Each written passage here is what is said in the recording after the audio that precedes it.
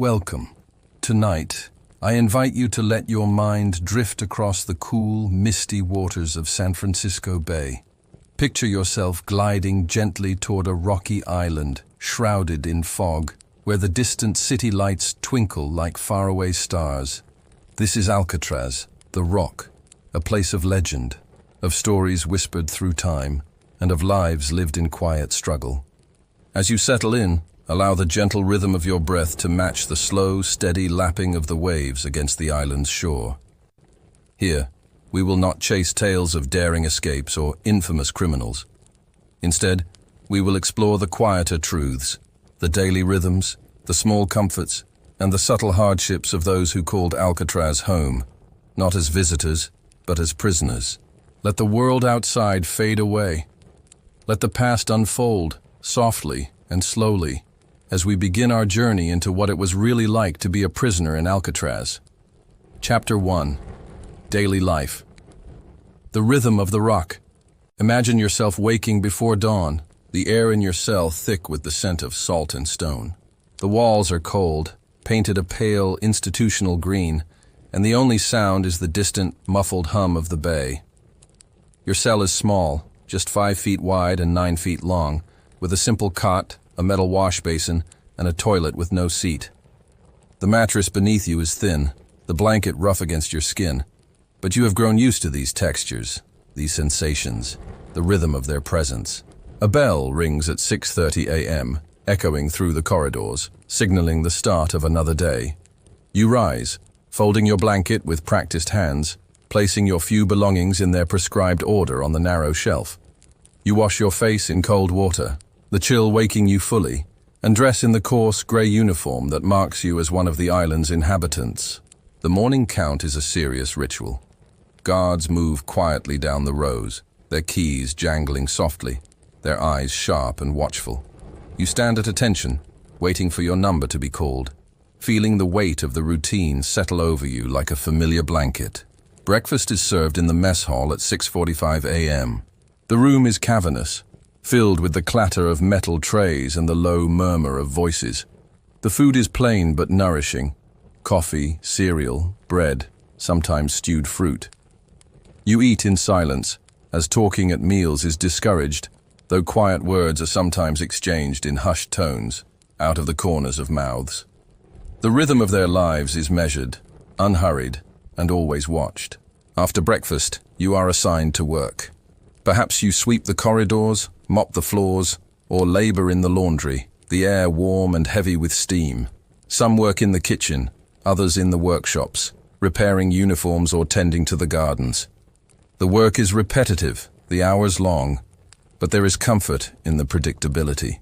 For each day worked, a small portion of your sentence may be reduced, a quiet hope, a distant reward.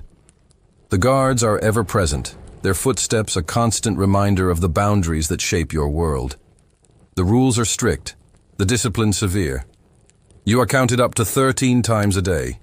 Each count a pause in the flow of time, a reminder of the order that governs every moment. Lunch comes at 11:40 a.m., the largest meal of the day. Soup and meat, vegetables, bread and tea. Sometimes there is pie or fruit or a small square of cake. The food, surprisingly, is among the best in the prison system, a deliberate choice by the warden to keep unrest at bay. You eat, savoring the small pleasures, the warmth of the tea, the sweetness of the dessert. After lunch, more work. The hours pass slowly, marked by the steady ticking of the clock, the distant sounds of the city carried on the wind. In the afternoon, there may be a brief period of recreation in the yard. You walk in slow circles, feeling the rough gravel beneath your shoes, the wind tugging at your sleeves.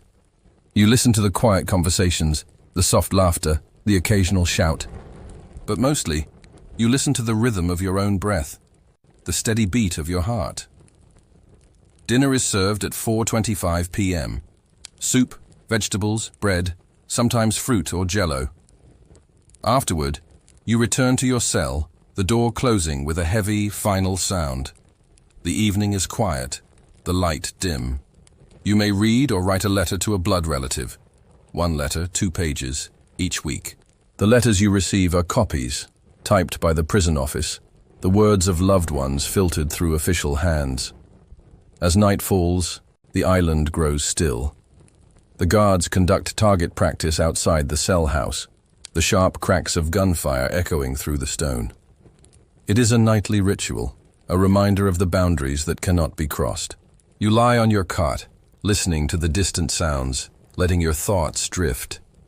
The lights dim, the sounds fade, and you surrender to the slow passage of another night.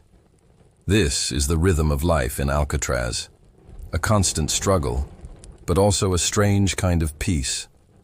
The days are long, the routines unyielding, but within the boundaries, there is a quiet strength, a resilience born of endurance.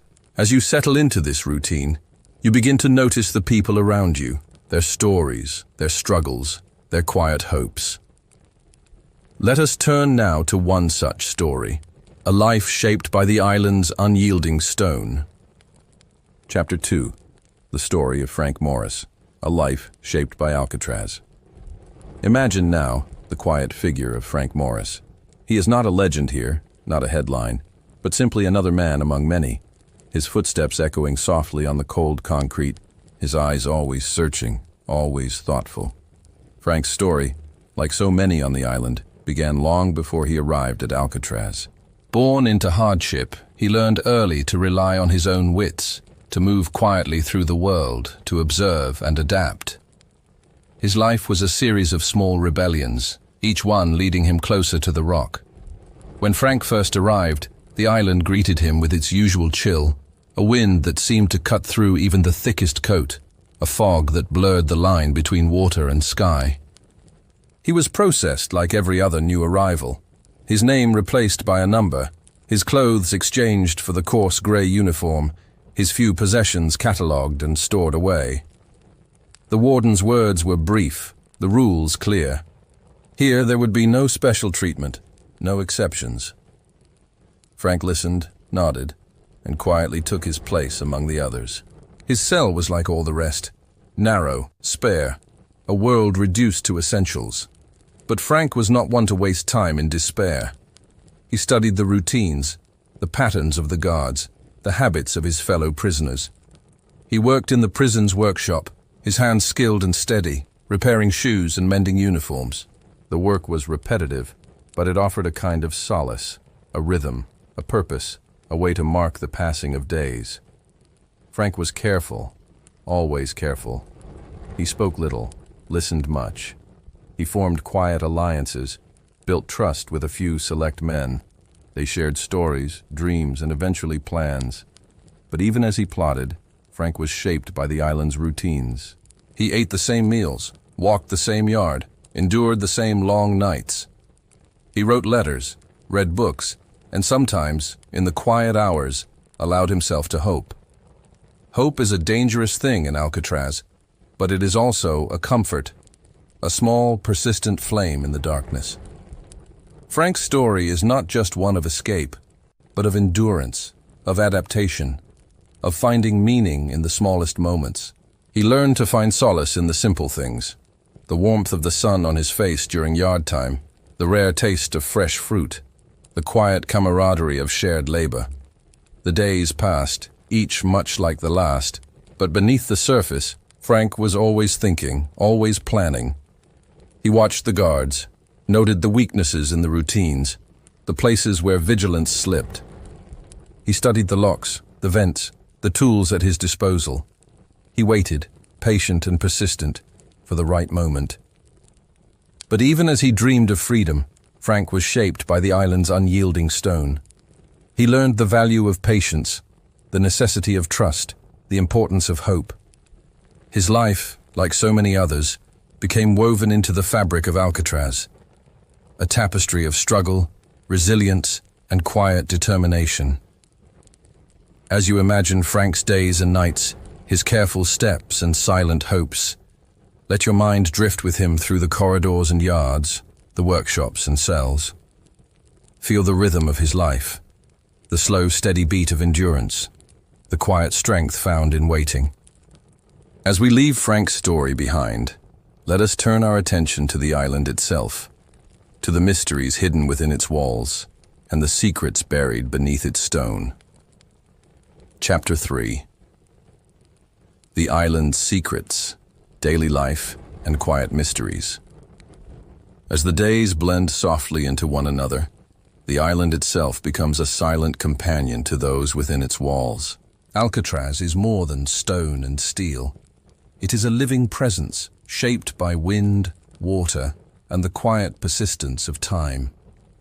Each morning, the fog drifts in from the bay, muffling the distant sounds of the city. The air is tinged with salt, and the faint scent of eucalyptus from the mainland, carried across the water by gentle breezes. Within the cell house, the routine continues. Meals are served, work assignments are given, and the steady rhythm of footsteps echoes through the corridors. For many, the work is a welcome distraction. Some tend the gardens, coaxing life from the rocky soil, their hands deep in the earth. Others labor in the laundry, the hiss of steam and the scent of soap filling the air. There are those who repair shoes, mend uniforms, or assist in the kitchen, each task a small anchor in the flow of time. The island is a place of small rituals. Letters are written and received, each word a fragile thread connecting the men to the world beyond the water. Books are borrowed from the library, their pages worn soft by many hands. In the yard, men walk in slow circles, their conversations quiet, their laughter rare but genuine. At night, the island grows still.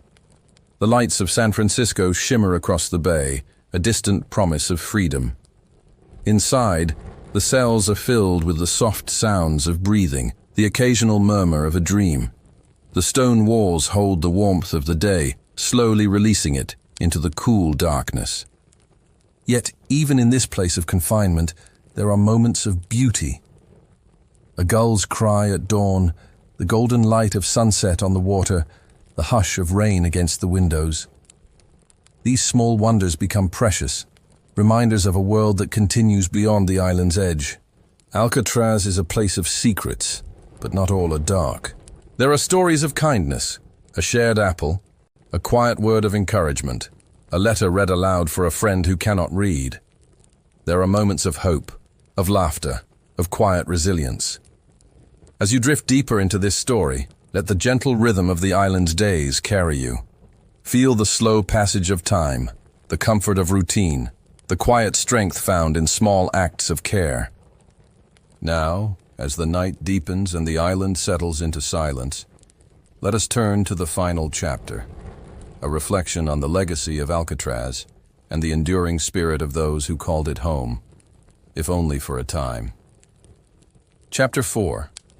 Reflections, the legacy of Alcatraz and its quiet lessons. As the night deepens, the island of Alcatraz settles into a profound stillness. The wind whispers through the empty corridors, and the gentle lapping of the bay against the rocks becomes a lullaby for those who listen. In this quiet, the stories of the men who lived here linger, echoes of hope, endurance, and the search for meaning in the most unlikely of places. Alcatraz is remembered for its walls and its rules, but its true legacy is found in the lives it touched. For some, the island was a place of punishment. For others, a place of transformation. There were men who found new purpose in the routine, who learned patience and humility, who discovered the value of small kindnesses and quiet friendships. The world beyond the island moved on, but Alcatraz remained, a silent witness to the passage of time. The gardens, once tended by careful hands, grew wild and free. The cell house, once filled with voices, now holds only the soft sigh of the wind. Yet the lessons of the island endure. Alcatraz teaches us about resilience, the ability to endure hardship, to find hope in the smallest moments, to adapt and survive. It reminds us that even in the most confining circumstances, the human spirit seeks connection, meaning, and beauty. A shared story, a letter from home, a glimpse of sunlight on the water. These become treasures, sustaining the soul through long days and longer nights. As you drift toward sleep, let the story of Alcatraz become a gentle companion. Imagine the slow rhythm of the days, the the quiet strength of those who waited and hoped, the peace that comes with acceptance. Let the island's legacy of endurance and quiet courage guide you into restful dreams. The lights of San Francisco shimmer in the distance, a reminder that freedom and hope are never far away. And as the night embraces the island, may you find comfort in the knowledge that every story, no matter how confined, holds the promise of a new dawn. Good night.